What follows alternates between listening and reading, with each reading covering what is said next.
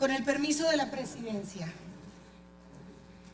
El abuso y el hostigamiento sexual son manifestaciones de violencia y de discriminación de género que se presentan no solo en la esfera doméstica,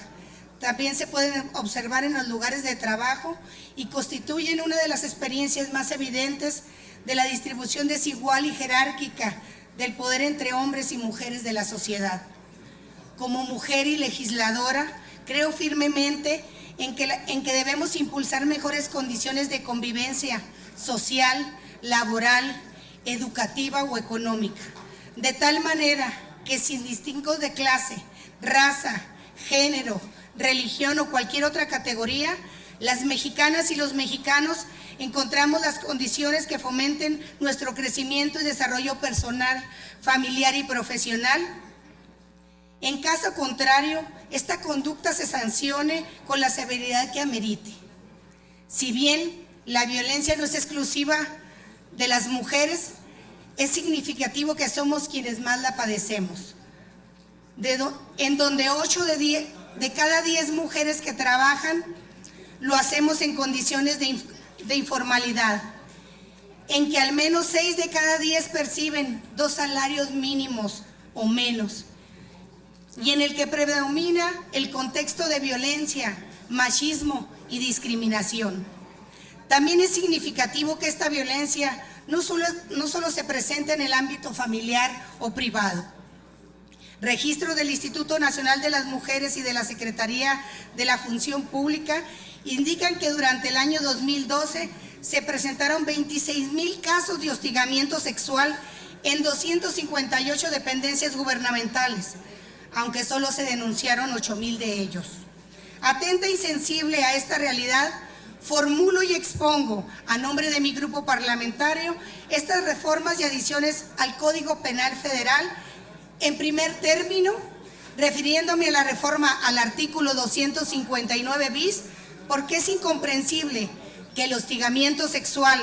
solo esté sancionado hasta 40 días cuando el daño que se causa a la persona es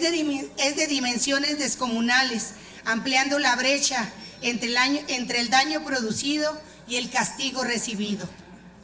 contradiciendo con toda claridad con el principio de proporcionalidad previsto en el artículo 22 constitucional.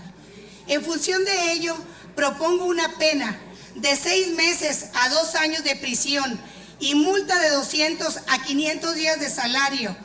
y si el hostigador fuese servidor público, además de la pena mencionada, se propone la destitución de su cargo y la inhabilitación para ocupar otro de carácter público, homologando la sanción conforme a lo establecido en la fracción 3 del artículo 266 bis del mismo ordenamiento. Además, a efecto de combatir el desamparo en que se deja la víctima de estos delitos, se propone suprimir como requisito para que el delito sea punible el daño o perjuicio,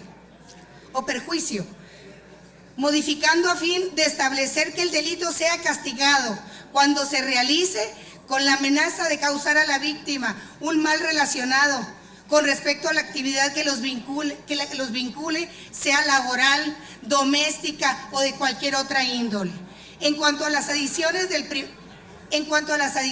en primer lugar, incorpora un párrafo sexto al artículo 260 del citado código a fin de considerar como agravantes el daño causado cuando la víctima sea menor de edad, adecuando la progresividad de la sanción tanto penal como económica. Finalmente, la adición de un párrafo segundo a la fracción 3 del artículo 266 bis del Código Penal Federal está orientada a crear un registro sistematizado de los servidores públicos que hayan incurrido en conductas de hostigamiento y abuso sexual, con el propósito de instituir una especie de buró público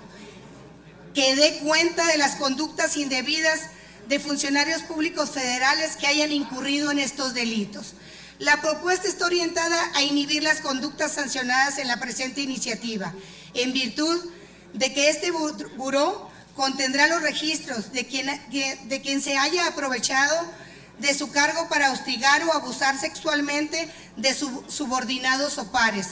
a sus lugares de trabajo, y en que en un ejercicio de transparencia puedan ser consultadas por cualquier ciudadano, además de proporcionar mecanismos jurídicos para que las víctimas de estos delitos denuncien sin temor o represalias o venganzas. Por su atención, muchas gracias. En cuanto, diputado presidente.